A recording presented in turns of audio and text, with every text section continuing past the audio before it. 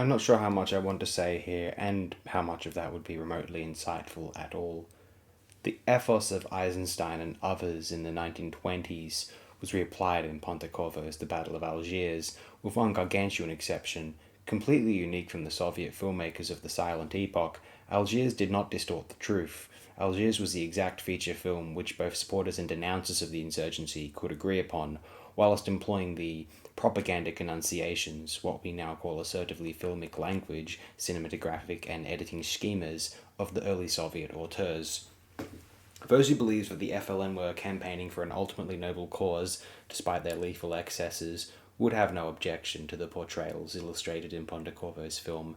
There are numerous supporters of anti-government insurgency who can't claim that this film is anything less of what they claim to believe is justified.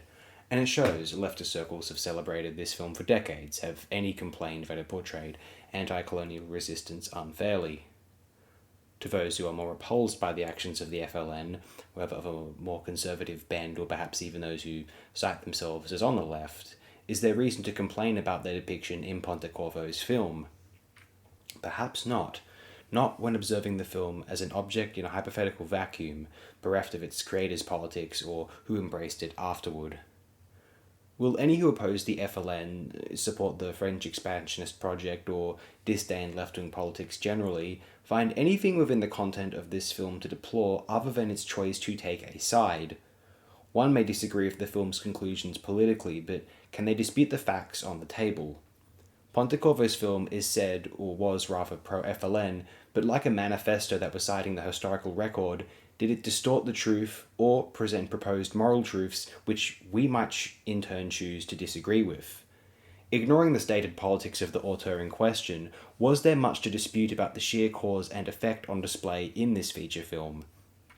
If this was a film which, one was told, was intended to be anti-FLN, yes, one would question why a supposedly binary propaganda piece ended in the presentation of why the Algerians ultimately supported such a radical violent group in their evident desperation.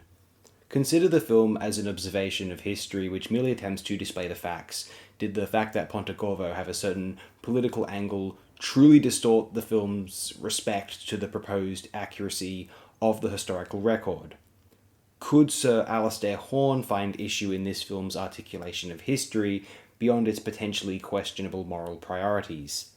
It is worth insisting the Battle of Algiers is a film that, forgetting the professed politics of the filmmaker external of the runtime, demonstrates why masses in Algeria supported the highly violent FLN, roots that support in distaste for French brutality throughout the conflict, and any claim that it is celebratory or inciting positivity toward the FLN is conflating the subsequent political assessment of the film with the more clinical, functional effect of the film. Yes, the film was celebrated by professed political radicals, certain sympathizers for the cause, as well as by unconvicted Western liberals within the humanities, academia simply for demonstrating the causes for fatal extremes in political struggle. Couldn't those of the political right cite the behaviour within this film as cause to denounce the FLN from their own principle? The film is displaying why the people of Algeria came to support the FLN. This film's assessment is fundamentally not incompatible with the research of respected historian Sir Alastair Horne. Did George R. R. Martin get the name of a Night's Watch drill sergeant from a certain book on his shelf? Horne himself writes in the seminal text A Savage War of Peace, Algeria 1954 to 1962, on Pontecorvo's film, how a colonel of the dreaded French Paras appears almost as its hero, referring to the character of Matthew, or at least it, quote, comes reluctantly close, unquote.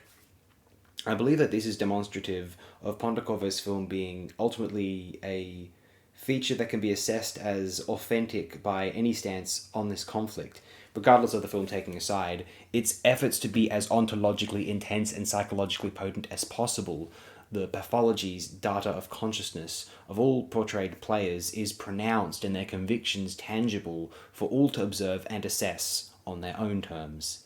Even if Pontecorvo supported the FLN, the film is not really alike a supportive manifesto, which may be critiqued for its own apparent errors or presumptions on a moral basis, and not a series of distortions or lies, even if it is ultimately taking a side.